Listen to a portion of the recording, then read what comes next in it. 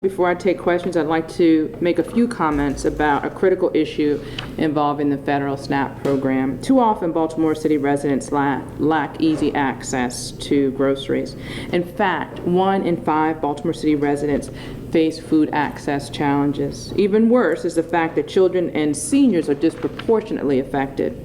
Since becoming mayor, my administration has worked tirelessly with communities to increase food access for many of our most vulnerable residents. Most recently, we opened a ShopRite in Howard Park, a community that had not had a grocery store since the closing of Super Pride in 1999, 2 years after the last time the O's were in contention. Then, when the longtime Baltimore grocer Stop Shop and Save closed its doors earlier this year, my administration immediately enlisted Save-A-Lot to ensure that these communities did not go without access to fresh produce and nutritional food. And with the virtual supermarket program, it is the first community-based program in the country to accept EBT or SNAP for online grocery ordering and delivery in the country. It just shows the combination of things that we're doing to work aggressively to improve access to food. Together, we have made positive strides to eliminate our city's food deserts, and we're expanding healthy food options for residents who rely on EBT benefits and SNAP. We cannot afford to take a step backward. But due to some upcoming changes in the federal Farm Bill regulations, we're in danger of doing just that. Beginning September 21st, all SNAP authorized retailers will be responsible for paying for their own EBT equipment, a service previously provided by the Federal Food and Nutrition Service. Retailers have a choice of either contracting with their current provider or changing to another provider, but any retailer who has not taken a proactive action by September 21st will have their machines shut off, making it difficult for some residents with SNAP benefits to access food. Yesterday, my administration received word that Xerox, the city's vendor for EBT equipment, has decided to extend the deadline to retailers to make that switch until October the 25th. Beyond what's called for in the Farm Bill. While that's a very positive development, we still have much more work to do to educate retailers about the need to switch their equipment over as soon as possible. It's imperative that we make sure the retailers' EBT machines stay activated, and because that has huge implications, not only for the thousands of city residents who receive SNAP benefits, but for the entire city. Roughly 30% of Baltimore City residents receive SNAP benefits, and many of them have limited transportation options beyond the corner store for access to food.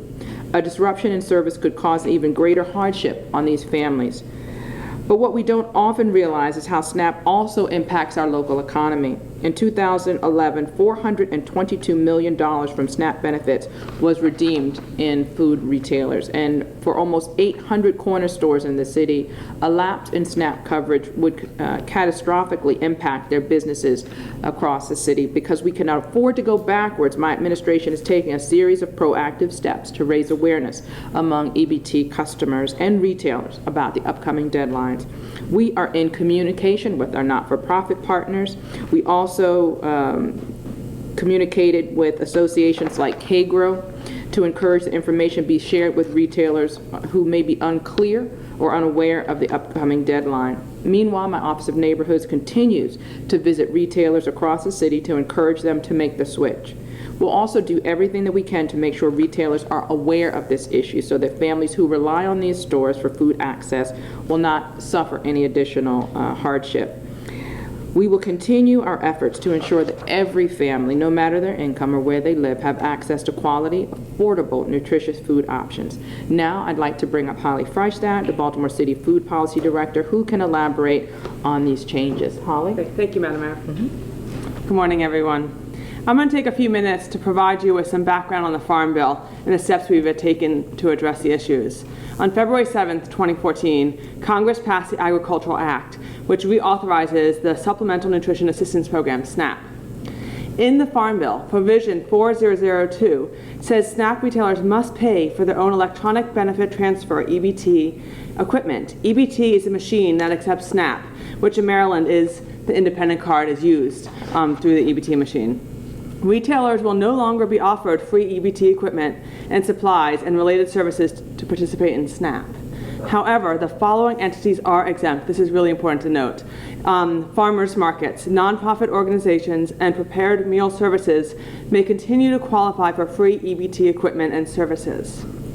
The definition of effective immediately set by USDA Food Nutrition Services is midnight of September 21st, like the mayor just mentioned. However, in Maryland, it's October 25th. So September 21st is the national rollout. However, there's flexibility given to the current state EBT providers to establish their specific deadline. In the state of Maryland, Xerox is a current EBT provider and has established their deadline of October 25th. Both Xerox and FNS have contacted vendors on multiple occasions. SNAP authorized retailers should arrange for lease or purchase of EBT equipment as soon as possible. The process could take up to 2 to 3 weeks, depending on the third-party processors the retailer selects. So even though it's now the end of September, the end of October will roll around really fast. So we really are encouraging retailers to take a call of action now. CDE is the contractor for Xerox and is one of the 10 options of third-party contractors retailers can choose from. This is a transition for retailers. Up until this point, retailers have had free machines, and now it could cost up to $900 a year, $75 a month for leasing agreements and activation fees. The price will vary depending on the third-party contractor they choose. SNAP is now a business decision. September is Hunger Action Month. We are calling action to our retailers to transition their EBT machines and services immediately. We do not want any retailer to lose revenue. We do not want to see any SNAP recipient losing access to EBT machines at their neighborhood corner stores. After hearing from several small businesses that the owners were confused about the transition process, the city contacted Xerox and all new service providers to clarify and distill the details I just went over. Baltimore has a strong relationship with USDA, and we will continue to stay up to date on how the implementation of the Farm Bill will affect Baltimore retailers and SNAP customers. Thank you. Yeah, I'll leave it. Any questions on SNAP benefits? All right, thanks, Holly. All right, I'm ready. Yours. I would like to personally thank Jay Miller for being the one reporter who is here today representing for the O's. Thank you very, very much. Your pride, your pride is very evident, and I wish that it was infectious with the other members of the press who are here, who must not have any pride in the team. You didn't see me on the field hugging puck after the game? Mm-hmm. I saw that. And I like the fact that you came in your jersey that you were wearing last night as well. But seriously, it's been a long time. I was in high school last time we won the 10A. Rub that in. I was on the city council. It's a big. You were just playing wrongs. It's a big source of civic pride. And what is are we going to have a parade for you, or else what's the next step for? Well, we're ordering the appropriate orange lights so we can light up City Hall orange.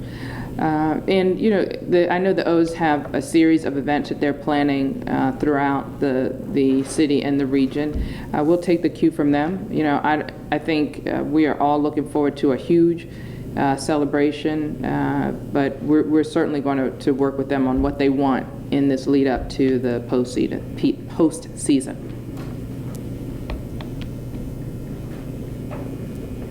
Police brutality. I know everyone's talking about it right now. The terrible incident, caught on tape, or caught on whatever it is now, video.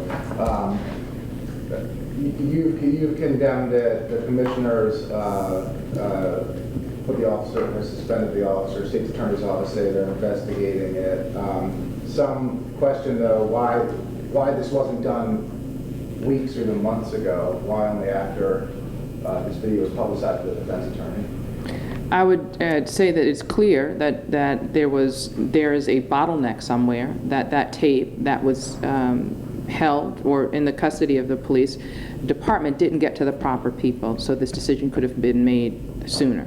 Those are the types of things that we're taking a look at as we address the issue of police brutality in a more comprehensive way. Is there a culture in that we've had the dog, this throat slitting incident? You know, it's serious when it seems we don't go very long without something. It makes national news. Is there a serious systemic problem with this department? I mean, you spoke about it nationally and said our department is, you know, we're working with the community, but these incidents keep rising. So is there a culture inside that department that can't be changed? I think I won't go as far as to say there's a culture. I will say that there's a problem. That problem has been acknowledged by me, been acknowledged by the police commissioner, and it's certainly been voiced by the community. When I went from district to district doing the public safety town halls, whether people voiced their concerns or they wrote it in the forms that they filled out, the questionnaires, the feedback forms, to a meeting, the issue that was the most prevalent was police brutality. And it was very clear that we needed a comprehensive set of reforms to deal with that issue in the city, and that's what I have asked for from the police department. Should this officer be fired? I think that he should be dealt with in the course of, you know, that the judicial system should play its course. I thought it was very important that he be off the streets. I've looked at it several times. I've tried to figure out under what circumstances that was the right thing to do. I can't figure it out. I'm glad he's off the streets, and I'm hoping that you know, the support that I've given to the police commissioner to, you know, to make the moves to, you know, move forward will be helpful, because I don't want to see this type of thing happen again. You know, we've been around this issue many times over the past years, and we seem to always arrive at the same spot, and that is that we have a police officer whose conduct is pretty clearly awful, and nothing happened. He wasn't investigated, he wasn't suspended, he wasn't nothing. The police commissioner said, I didn't know it. I didn't even know it. It just seems to me that that should be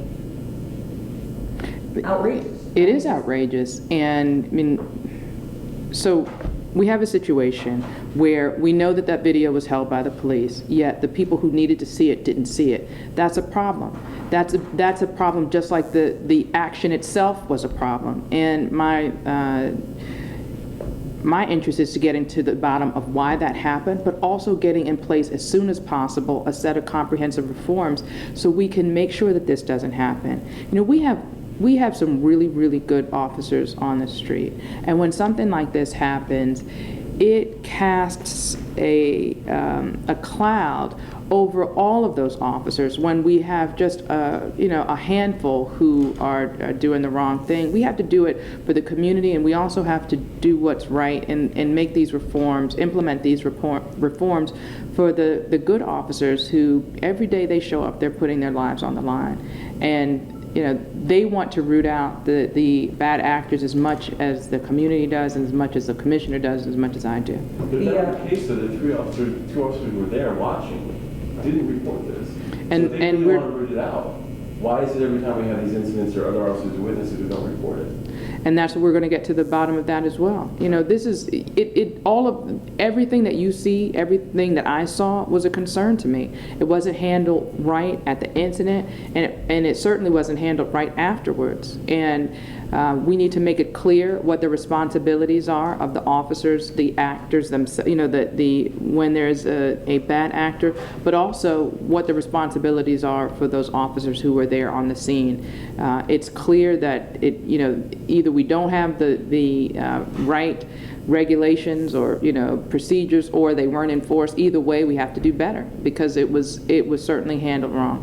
What about the idea that, or the concept that police officers punching someone is a legal way to arrest them? That's what Greg Bernstein argued in the Tyrone West case, that the ample evidence that the officers admit punching this man many times was legally justified. Is there a better way or a better training procedure that could be taught to officers to take down some of these guys rather than punching them with fists? So I will say this: I'm not going to second guess that investigation. You know, I don't know how many ride-alongs you've done to see. You know, it's not all stop. You know, I'm going to arrest you, and someone says, "Okay, here you go." You know, that's not what happens on the streets. The officers have to deal with all types of situations, and they are given, they are given training to deal with the breadth of that.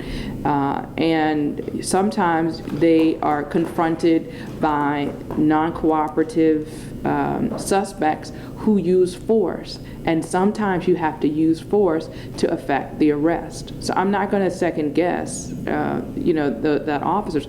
This is not, it's not Sunday school. This is not all peaches and cream. This is, that sometimes you have violent offenders who are not interested in going with officers. Should the officers do everything they can to try to defuse the situation? Yes. But, I'm not going to take something off the table when I'm not out there, making those arrests. What do you think about the use of body cameras? I think that's something that we're certainly taking a look at, but if you take a look at this case, even if we had the body cameras, it's not that it wasn't recorded. It was after it was recorded, it didn't go up the right chains to get to the right people. So it's more than just the cameras. We need comprehensive reform. The commissioner sometimes mentioned reforms to the law enforcement officers' bill of rights because it makes it difficult to, adjudicate these cases. Do you support some sort of reform upcoming in that I've asked the commissioner to take a look at all of the things, just like we're taking a look at body cams. We're also taking a look at the officers' bill of rights. We have to take a look at what reforms are necessary across the board to change to change outcomes for the future. We want to make it more difficult for this to happen. We want to provide the right training, but also provide the right tools for if it happens again. We are placed in a better position to be able to investigate. No one in elected office in Maryland has ever wanted to take on the LEOPR. I mean, even in the face of the prison scandal where the investigators in that were directly cited it as saying you couldn't fire these folks. I mean, as we all know, the corrections officers had sex with the inmates and weren't punished for it until they were indicted. And so who is it that's going to march to Annapolis and say, we need this change? Would you do that? I'm certainly taking a look at that. I think we definitely need to do it, and if we can come up with some solutions to change the officer's bill of rights to make it easier for us to do those prosecutions and make it more effective for us to investigate and to prosecute, yes, I will. Mayor, about the arena, just to switch topics really quickly, what are your thoughts on this deal, how it differs from the agreement with First American Bank? First, I'm pleased that Royal Farms has stepped up and that we have gotten a deal that's been approved by the Board of Estimates. I think the naming rights of the arena, which is one of the best performing arenas in the country, despite its condition, it's a good sign. I felt very strongly that we could do better than the deal that we had, the previous naming rights deal that we had. And I asked my team to work on creating a better deal and looking for a partner that we could work with for naming rights, and that's what we did. What are the chances that we'll see a new or renovated arena under the Royal Farms name? A new one with the Royal Farms name? New or renovated. So you're asking two different questions. So a new, the chances of a new or renovated arena, that's a priority of mine. It just has to be, the right location with the right financing to make it right. Not just because everybody thinks it's the right thing, but because it's the right thing and the right way for the city, and that's important. You can't.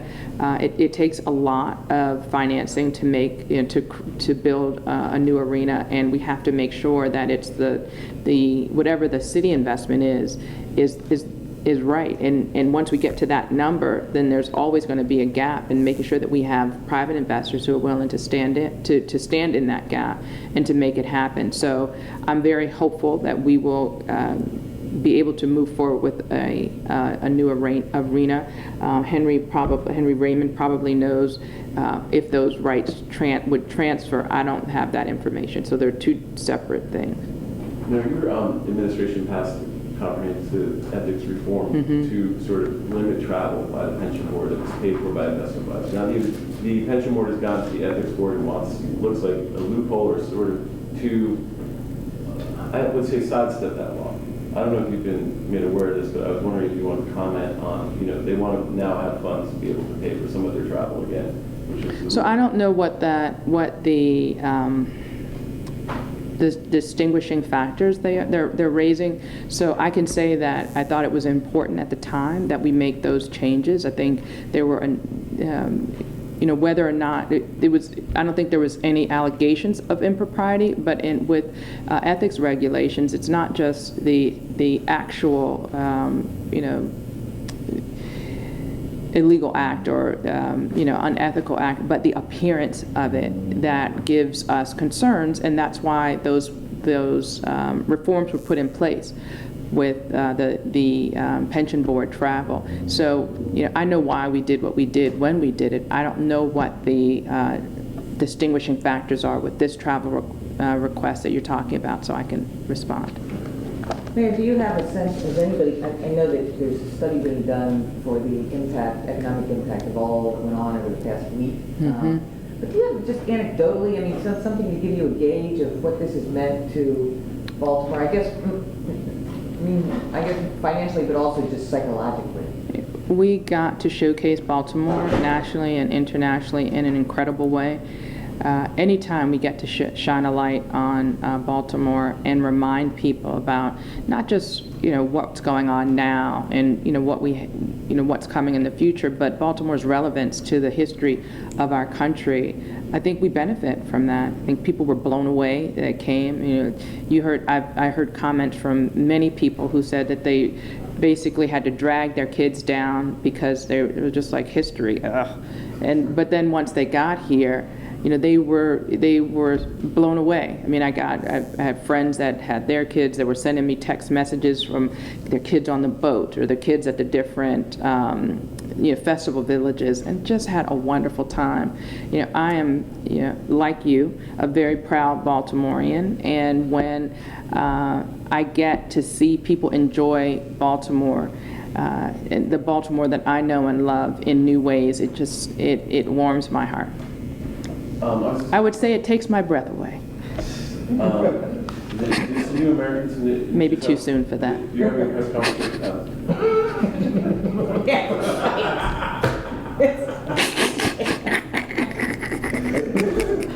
How you feeling, Barry? I am. Couldn't tell. I'm almost 100%. Anybody who's ever had upper respiratory understand it takes a minute to get back to 100%. But I'm certainly a lot better than where I was. I really ran myself ragged, and I did it because I was so excited about this event, and I was determined not to let anything, including illness, stop me. And it was a reminder, I think, to me, and too many, it's not uncommon what too many people push themselves beyond what they should. They don't listen to their body, like I didn't listen. I was short of breath all week, and I just kept pushing myself. I was like, okay, I'll take a little bit of Alka-Seltzer Cold, it'll get me through this event, and I'll take a little bit of Mucinex, it'll get me through my next event. You can't keep doing that to yourself without eventually it coming back on you. And I hit my limit. I was going to ask about you having that New Americans thing at 11 o'clock, right? I've been asked, is that going to be mostly illegals or people who have come to the country illegally? Come on. Well, that's what I'm asking. And I can even believe that you're using that term, illegals. Well, people that have entered the country illegally. Undocumented. Undocumented. Is that a more accurate description? Yes. I think unfortunately there's this notion that anytime you talk about new Americans and you talk about immigration, that it's a negative thing. I would remind people when they say this, when they automatically look at any immigration as if they look at it through a negative lens, I would remind them of the foundation of this country. We are a country of immigrants. So this notion, where the people who landed on this country, illegals, You know, this is our history, and you know, I think when you have when you look at cities that are vibrant and growing, they're diverse cities that have grown with through the strength of immigration, and I think Baltimore can be another one of those cities. When we have a very diverse and active community, we're able to grow jobs, we're able to strengthen neighborhoods, and I think I'll leave it to sort of those that want to focus on the negative, to look at immigration through a negative lens. I'll let them do that. You know, that's not my focus. My focus is on making Baltimore a place that's welcoming to all.